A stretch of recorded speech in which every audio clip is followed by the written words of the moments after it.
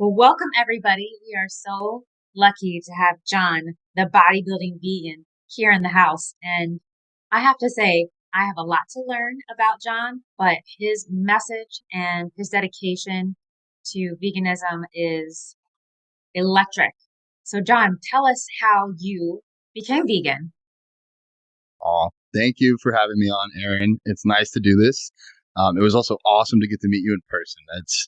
I think it's becoming more and more rare since we have technology and social media. We can find people around the world, but to get to connect in person is fun too.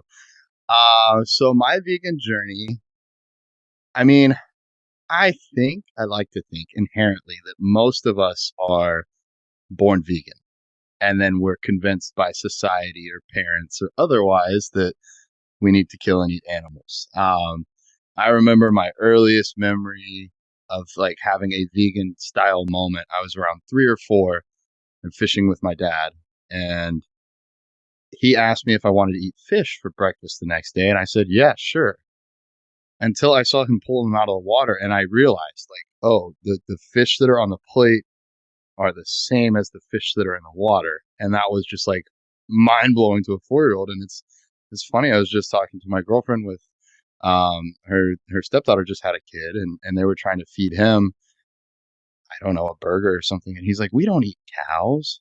People don't eat cows. That's weird." Like, so yeah, I think like children already are more advanced in some ways than society. Um, but I wasn't vegan at that time. After I saw the fish, my dad actually put them back in the water, and it was out of sight, out of mind. And then I was taken hunting when I was 9 years old, and I was, for a 9-year-old, pretty good at shooting, but luckily we didn't find any animals that day. But I had already made the decision I was just gonna like shoot at the ground and like miss because I didn't want to cause something to die intentionally. And still not vegetarian or vegan at that time. Still out of sight, out of mind. When you're out there having to kill it yourself, feels different than rolling up to Burger King and getting whatever somebody hands to you. So I was 10 years old, and one of my close friends, actually best friend at the time, and family friend, her mom was babysitting us and brought us hamburgers. And she's like, "I'm not going to eat it, and you shouldn't either because now you're killing a cow." Logically, it made sense. Still, with society and expectations and the fact that everybody else, to my knowledge, was doing it, why should I be different? So I I couldn't shake it though. She planted a seed, if you will, in my brain, and slowly I started removing animal products from my diet over the next 4 or 5 months. I'd already been bullied a lot, so I didn't want to label myself as a vegetarian. But then Thanksgiving came around, and I was just going to eat turkey. That was like the last thing on my animal list that I was going to remove, and I couldn't put it on my plate. So at that time, I was done, and I thought that was it. Um, at my at my current level of education, I thought as long as you're not killing an animal directly, it's okay. Then I read a PETA magazine 3 years later, so I'm 13, on the way to middle school, and it was saying how vegetarianism isn't enough. And I was like, this is weird. Like, I know I'm doing enough. Let me go do some more research and see what these crazy PETA people have to say. And then I realized every single dairy cow, every single chicken ends up getting killed anyways, or killed as part of the byproduct of the process. Really, it's capitalism. Anytime that there's value attached to an animal's life or even humans' lives, people are going to take advantage of that system. And so currently, I don't have a huge problem with you if you live in India and it's part of your religion to revere the cow and it's your family cow and you love that thing the same way we love dogs over here in the United States. You're not on my radar. You're not somebody I'm coming after. It's the factory farming. It's the mass production and killing of animals at 80 billion a year. That's what bothers me. So at 13, I was like, vegan is pretty radical. That's crazy. I don't know if I can do it. I'm going to try for a week. And now we're sitting at 18 years. So that's my vegan story in a nutshell. Got a little long, but I felt like it's important to explain the process. It's not overnight for most people. I mean, technically, you could say it took me 3.5 years to go vegan. So it took me half a year to go full vegetarian, and then 3 more years to go vegan. I went vegan overnight once I learned about it, but it still took me a while. Whereas, like, my girlfriend, she was already moving that direction, had removed some animals from her diet, but wasn't even like going to label herself as a vegan. And then once it clicked, it was just overnight. I'm not buying that. I'm not eating that anymore. And so everybody's on their own journey. Everybody can make an impact. If you're listening to this and you're not fully vegan yet, even one meal a week is a great place to start. Yeah, I really resonate with that too, because my journey was more about the same. Like, it took a while till I got to that fully vegan place. But I don't know how people can, how, once you know, like, how that factory farming process is, what it's doing to our environment, what it's doing to our bodies. It's like, how do you still, dip your foot in that pool of, like, that's okay. It's like, I can't just forget that. And I think you and I see that, and we're trying to get the message out there. And I think because you're a bodybuilder, because I'm an athlete, people are definitely very interested in, like, how is that possible? Where do you get your protein? How are you able to eat? What do you eat? And it's like there's a lot to it. And I love that you explained, and I didn't think that was long at all. And I loved what you said in the beginning, how we got to meet in person, because the more like-minded the community you have, great. But how do we keep furthering that message? So I really appreciate you taking your time today to be here to talk about it, because I really want to hear your story, and I want all of our listeners to really understand that you can be a bodybuilder, you can be an athlete, you can be a mom, whatever it is, and be vegan. You can raise your kids vegan, and it's better for the planet, it's better for our health, it's better for our bodies, and the factory farming issue is just huge. And I feel like it's not something that's really talked about, because all I hear about is protein. Where are you going to get your protein, right? That's all I ever hear about. People are like just mesmerized by this protein stigma, and I just feel like let's change the topic a little bit, right? Let's dispel the myths. I mean, you can talk a little bit more about vegan bodybuilding, because I think our listeners are probably like, how in the world can you be a bodybuilder and vegan, right? So let's talk a little bit about that. Yeah, I'm happy to. I think this is an area that's still under development. It's still being figured out. Correct me if I'm wrong. You're a triathlete by trade. That's what you used to compete in. I was a triathlete for almost 15 years, but I did track in high school, and I was a gymnast. I've always been an athlete and a huge runner, and I still train a lot. I'm not. I compete in a few half marathons, those types of things now. Not any triathlons anymore, but I still train like that. Yeah. My point there is, it's been proven in that sport arena that vegans excel. We've had some world record setters and ultra marathon runners that switch over to a plant-based or a vegan diet and perform extremely well. If we look at the Olympics this year, I actually just saw an Instagram post yesterday. It's like, how many athletes claiming to eat a carnivore diet won a medal, and how many athletes claiming to eat a vegan diet won a medal. Is there's that whole like carnivore, like, oh, you can go carnivore for health reasons, and it's like, I just don't see it. From a bodybuilding standpoint, though, of course, everybody is wondering, where do you get your protein? How are you going to build muscle without eating animal proteins? What's the deal?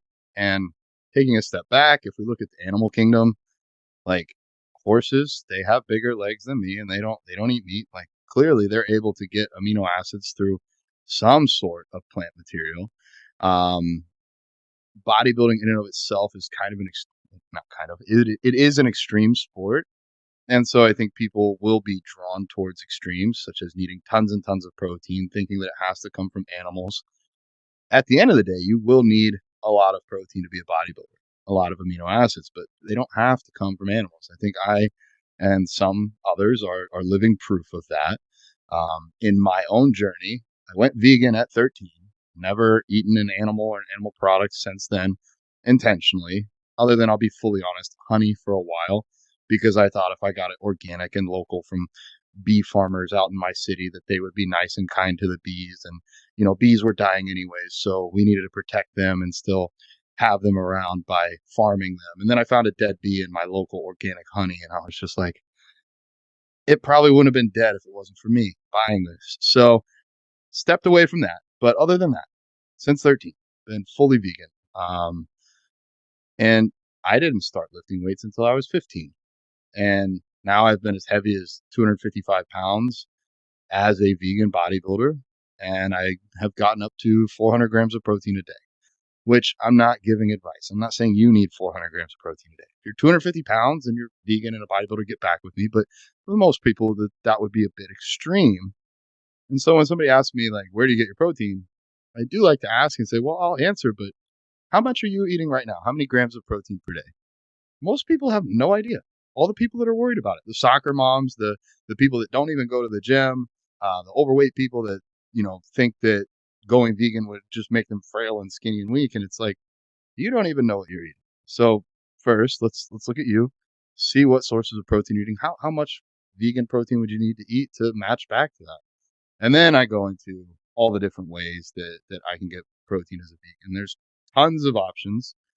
From the soy-based options, you have edamame, you have tofu, you have TVP, Tempeh. soy curls, tempeh. Yeah, like soy alone just has a ton. And newsflash, soy does not cause issues in men or women. If soy made your boobs grow bigger, half of the world would be eating soy at every meal of the day, and the Right. other half would never eat it. But I've been Right. eating soy and soy protein since I was 15 and found it in a protein shake, and it's not caused any issues to me that I can even back that up with blood work. Then you have like from wheat, and I know some people don't love wheat, but Vital Wheat gluten makes seitan. That's an awesome option. Um, Pea protein isolates, hemp proteins, rice proteins, any of the mock meats. There's just so many options out there. It's really in this day and age very easy to get protein from a vegan diet. And at the end of the day, if you're not a bodybuilder, if you're eating a whole foods plant-based diet, you're still getting plenty of protein. Unprocessed foods have plenty of protein. So speaking to the extreme people like myself, yeah, you have to track your food. You have to weigh your food. You have to count your calories, your macros. Definitely track your protein. But that's no different than a regular bodybuilder. It's not hard to be vegan, especially in 2024 or whenever you're listening to this. It'll be after 2024. It'll be even easier. But to be a bodybuilder is hard. You do have to track your food. You do have to make your meals at home. So really, like a lot of bodybuilders, like I can never be vegan. That's hard. I'm like, it's what you do already. You buy your food at the store. You go home, you cook it, and you weigh it, and you eat it. Like it's literally no different. Except it's better for your health, and you don't kill any animals. And it's funny that I feel like people just don't look far enough into the future, whether it's recycling or consumerism. Um, Being vegan is an ethical ideal, and being plant based is the way to save the planet. Um, if you have children or want to have children or want there to be a space for the human race in the next 100 years, we can't keep eating this way. So it's really, I mean, I think you could make the argument that going vegan is less about the animals and more about us. Because if we don't do this, we're going to run ourselves out of the planet. And I don't know how people just miss that as well. Like that's a huge part of it. It's okay to be selfish. It's okay to be like, I want humans to live, and to do that, we're gonna have to stop eating animals. Yeah. And I think giving this problem to the younger generation is not the answer. I mean, why would we want to do that? Right? Like, don't we want, like my daughter's 13, like I care about what she's going to inherit 30 years from now. What is it? What will it look like? How those issues are and topics of conversations should be more in schools, in our homes, more on the news. It seems like, and again, that's why we're doing this, right? Because we're trying to get the message out. And I don't, I don't think it's necessarily selfish. I guess I could see how people would say that, but like, I want there to be this planet is we're sharing it.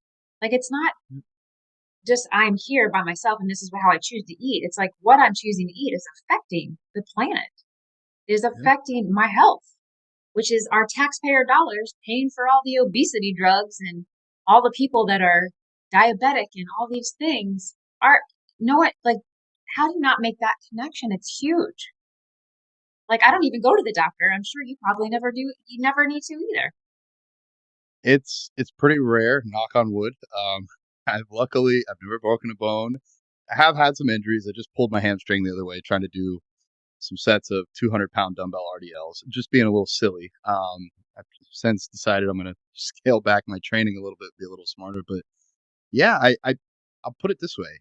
I've never once in my entire life had food poisoning. I don't know if that's a genetic thing. I don't know if it's because I cut out animal products so early. I know plenty of my bodybuilder friends that have eaten.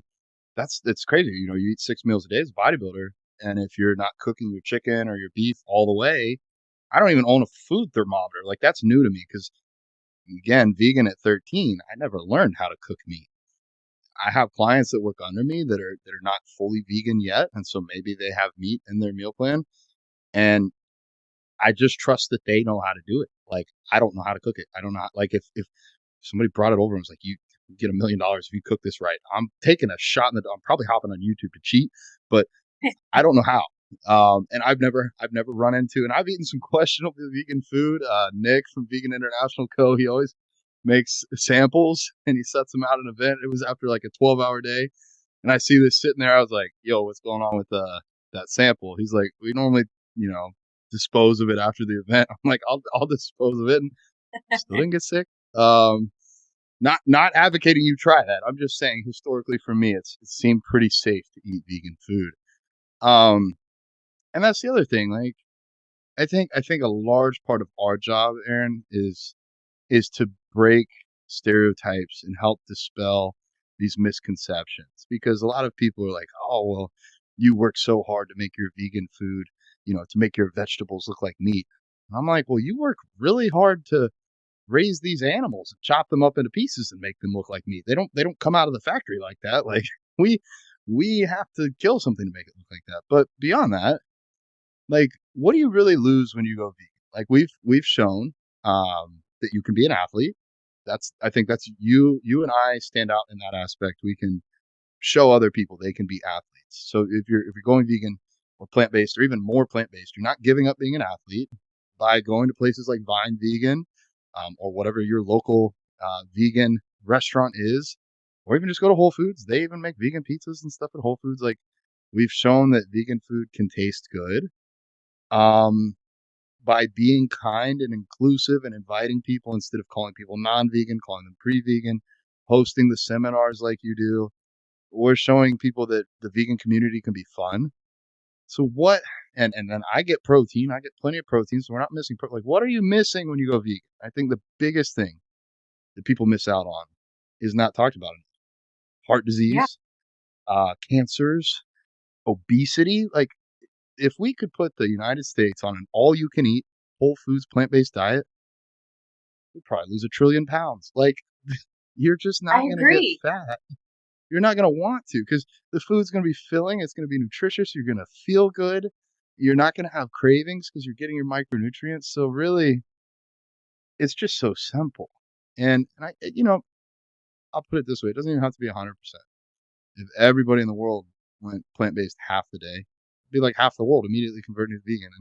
And I think the people that have the potential to make the biggest impact are the people like you and myself that are in first world countries. We do not have true food scarcity for people like ourselves. If you have a job and you're not homeless and you're not in a third world country, like, Walmart's open. Walmart has aisles and aisles of vegan food. If you don't believe me, go check. Like, there's so much out there, and we can drive that consumerism demand because it wasn't there 20 years ago. When I went vegan 18 years ago, there was like one type of soy milk, one type of rice milk, maybe a couple vegan meat companies, and that was like it. Now it's almost overwhelming. It's like there's too much here. Like, I don't even know what to pick. I guess this is what it's like being a normal person, like going to a restaurant, they got 30 different items, and I'm like, I don't even know. This is too much for me. But every time we buy food, we get to vote with that dollar. And I think that's way more important than any single election. Agree. 100%. So tell, because I'm sure people who are listening right now will want to know, like, what do you eat in a day? Because I get that question every day. I'm always texting people, this is what I just had. And it probably has 30 grams of protein or even more. And it was all vegetables. And they just can't. So let's hear what you eat in a day. I don't know if I've heard this one yet.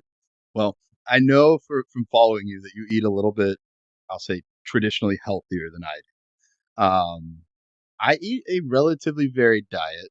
I'm a bit of an influencer on Instagram. And so I've realized part of my power is to go around and try vegan restaurants and make it look fun and share it with people. So I do eat out more than more than I would like if I was in a competitive phase for bodybuilding.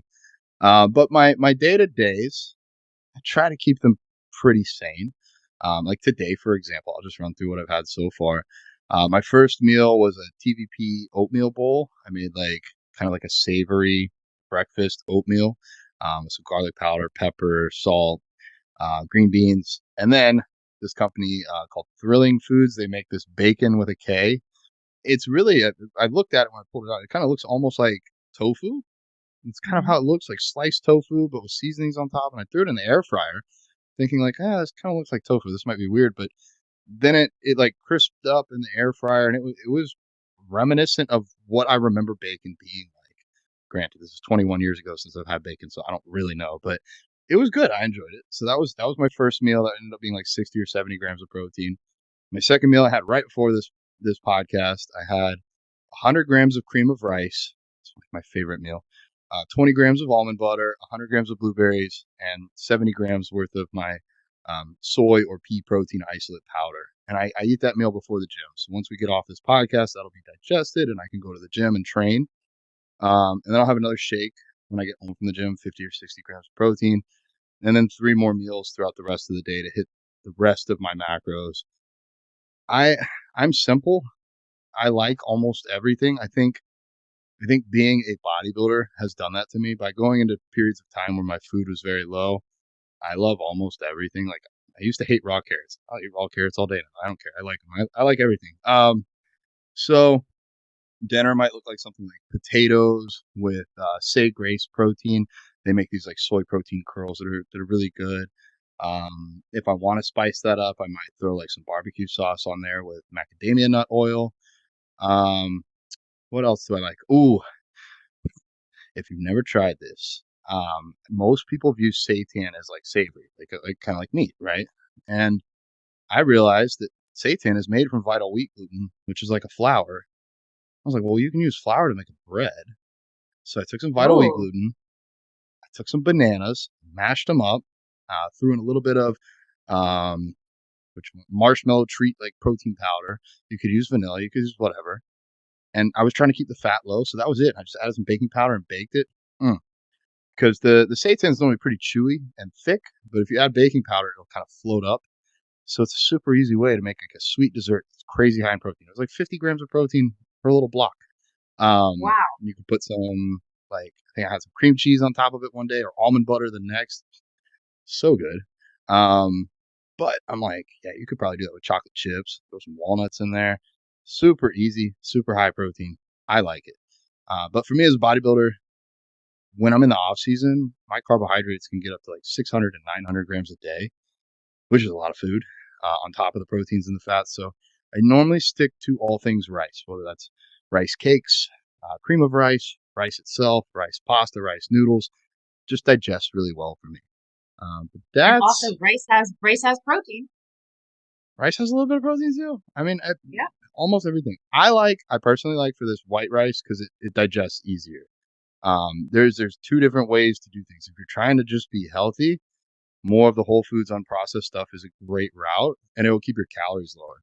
But if you're me and you need 5 to 6,000 calories, trying to do that, like somebody on Reddit just asked me, like, why aren't you eating oatmeal at every meal? Like oatmeal's so good for you. I'm like, try it, dude. And like 100 grams of fiber a day, and my stomach's just like blown out from that. I can't do it. And so that's another part of this where it's a little bit uncharted how to be a top level vegan bodybuilder because not many people are doing it.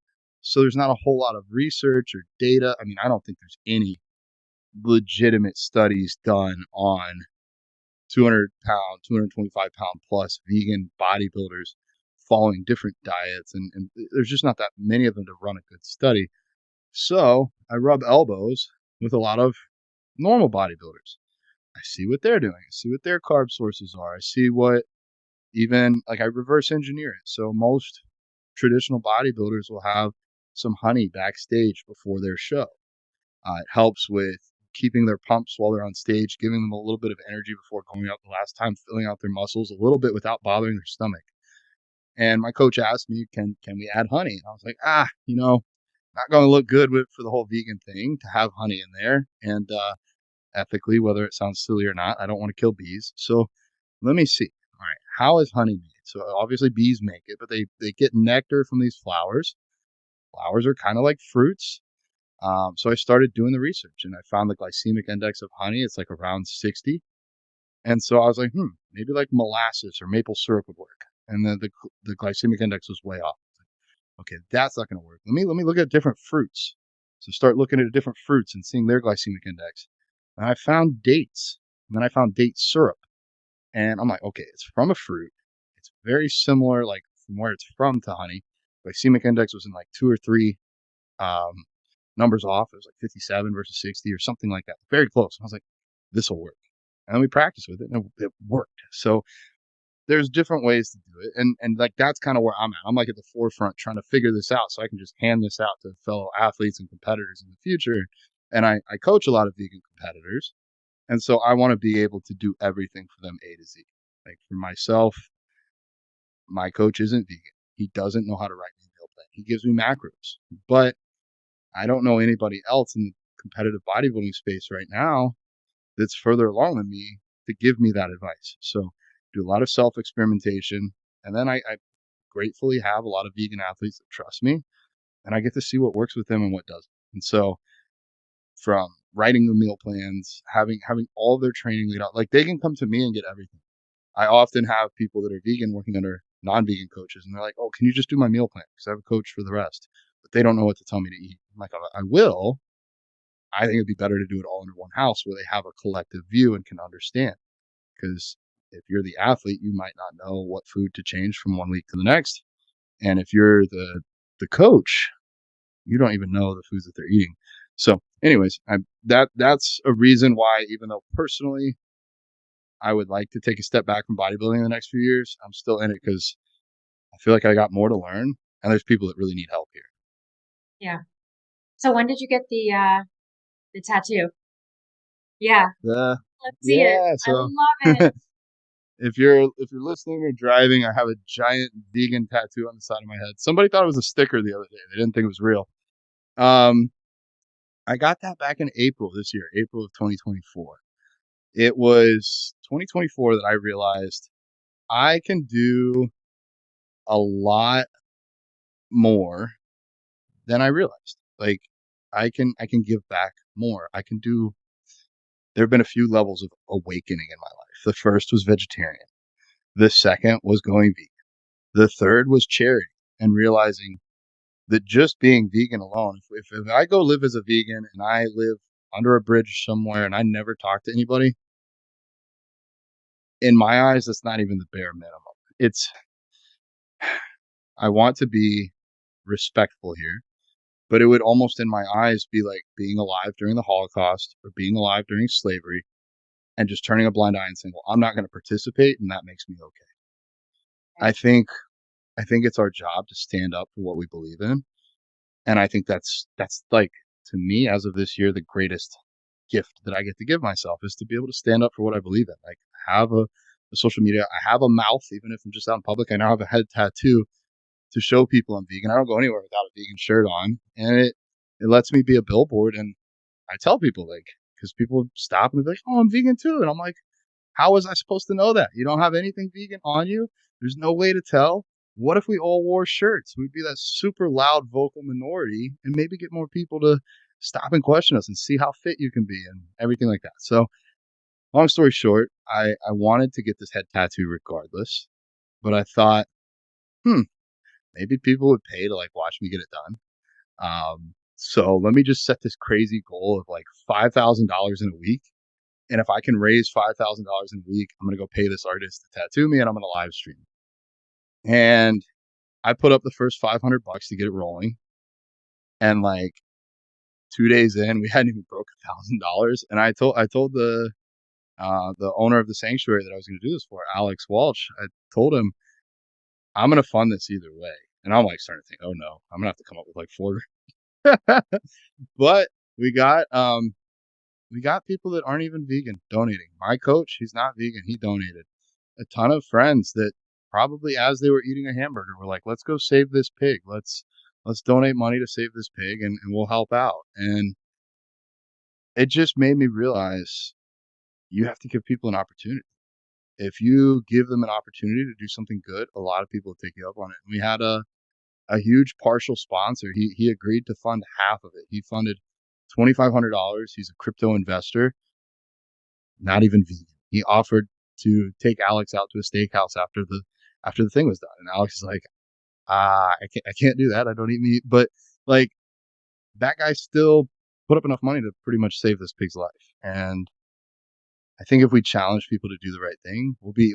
I was very surprised with how much support was received, and now I have this vegan tattoo and kind of can't hide it. And people are like, "Oh, you can grow your hair back in." Well, the problem is I had shaved my head before, and like the V fully sticks out. So this thing's here. It's not going anywhere. I think I've locked myself out of a corporate job. I got no way. I got to figure this out on my own, and I'm very grateful for that. So thank you for asking.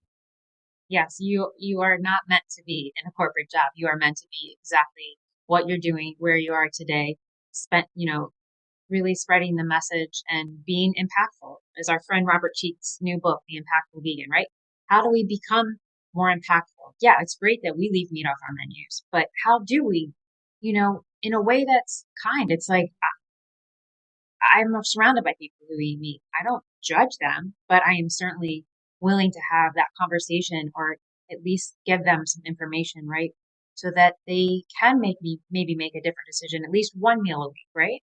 So those things are really important, I think, our message and our North Star, right? Of what moves us. And like you said, you're awakening. That's how I feel too. I feel like this year and this moment even is like this is our chance, right? To give back and to make the world a better place, right? Because if everybody just says, "Oh, I'm doing my thing and I'm being vegan," right? Like how, like that's great, and certainly we love that. But there's more. There's so much more to do in a way that can be more impactful. And I'm also a vegan consultant, so working with restaurants to get them to have vegan options on their menu and just be open to it. And a lot of these chefs and a lot of these restaurants, they don't have any idea. They're used to, just normal animal proteins. And it's like it's such an easy swap and to do a lot of different things with vegetables. It's so much more vibrant and like tasty than just this what everybody thinks of for protein: chicken, meat,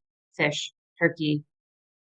And it's like I wish I could open people's eyes to the plethora of like what we eat is amazing. I mean, I am like a crazy vegan foodie. Like that is my thing. Go to restaurants like you were saying before and trying things and posting them because I want people to understand it's like we're not suffering over here. We're actually thriving and we have better recovery. We look better. We feel better. All of those things, less disease. But it's like we're not missing out on the one thing that they're probably thinking was, what do you eat, right? Like they have no idea how good it can be. Yeah, and it's never too late to try it. We took my girlfriend. We took her grandmother out for her first vegan meal ever, and she's 87, and she loved it. We had like a vegan gyro. We had some like peanut sesame noodles, like Thai noodles, and then we got this cupcake at the end. And she just couldn't believe that this dark chocolate cupcake was vegan. She asked like 4 times, "That's vegan? That's vegan? That's vegan?" I'm like, yeah, you're not missing on anything. And yeah, like I think if you're listening to this and you're not fully vegan or plant based yet, like take it upon yourself to try some new stuff. I even myself, I've been vegan 18 years, and my girlfriend's now been vegan just under 6 months, and so she's a new vegan, and she's finding all these foods that I've never even tried. Like it's like if I became vegan today, I might find a lot more things that I had even no clue were out there. And even though I've done this for 18 years, so like I know some of the ticks and trips, and I know how to set up a meal plan. But like all these new cool foods or this new bacon I tried, the company just reached out and was like, "Let if you'll taste it and put up a review, we'd love it." And I was like, "Okay, yeah, I'll try it." And I was shocked. I mean, it came out good. So if you're not there, I think that's the next step for you. And if you are vegan, it's okay to have a voice. In fact, I would advocate for it because, there's a quote like somebody was saying like vegans can be annoying or whatever like that. It's like, don't worry. If you were in a cage, I'd be fighting for your rights too. And, vegan or otherwise. And I think that that's where we can really shine as vegans, is show people it can be done, and in a very, like you said, impactful vegan style way, politely do it. I used to try to conform to society. I used to wear a lot of black clothing. That was it. I had normal hair, or I'd wear a beanie. Sometimes I kind of just look like a biker gang member, to be honest, with the beard. But I wouldn't tell people I'm vegan. I would wait for them to ask for my Instagram. I'd be like, "Oh, I'm the bodybuilding vegan," and they're like, "The bodybuilding what? Bodybuilding vegan?" And they're like, "Vegan? What?" And like, these are people that had known me for 6 months or a year. I kept it to myself, and it makes me think like, how many missed opportunities did I have? What if I had worn a vegan shirt for the last decade instead of for the last 2 years? And even more so, what if my friend had found me at 4 years old that day I saw the fish? What if I could have come across it sooner? What if somebody had entered my life sooner that could have helped me? And I don't think we should be pushy. I don't think we should be mean. I do think we should speak. Why? Why are you vegan? It hurts my heart to kill animals. Like, I'm vegan for myself. It's not for the animals. I don't want to lay in bed at night thinking how many animals I killed that day, or how I'm leaving the earth in a worse place than I found it. And that's, for me, it's super selfish. I don't want to feel guilty. And I think that there could be a select few, but I don't think anybody truly gets a lot of pleasure out of killing animals. If you hit a deer on your way home, I don't think, even if you're a hunter, you feel great about it in the moment. I think hunters and people that fish, they can justify it to themselves. Like, I'm doing this for a reason. I'm doing this for food. It's more natural than factory. They can justify it, but I feel like for most people, they don't inherently feel good. So do it for yourself, and then show other people, and don't be afraid of it, while also not being pushy. I think we have to have that. That's the hardest part. It's like, I get the angry protesters. I get it Balance. in my heart.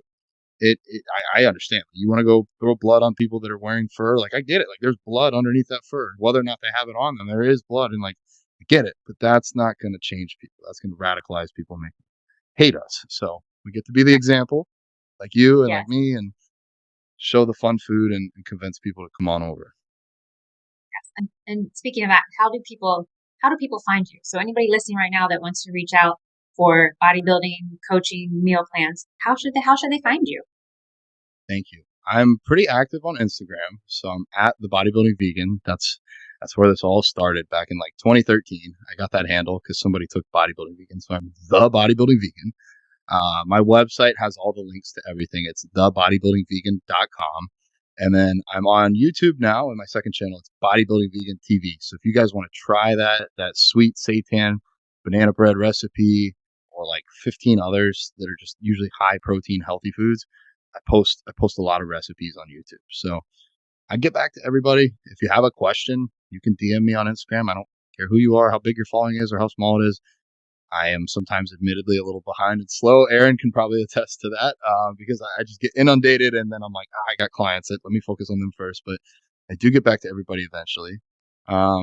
Yeah, so please reach out. I'm an open book. I'll answer any question you guys have. Well, thank you so much for being with us today, and I can't wait to get all the feedback. And we'll be posting soon. So thank you again, and we'll meet up for some vegan foodie tastings here soon. Yes, we need more of that. We need to grow this local community in the Tampa area, and then share it with the rest of the world. And thank you, Aaron, for giving me a place to share my story. Yeah, I can't wait to have you back again. Yeah. Thank you again.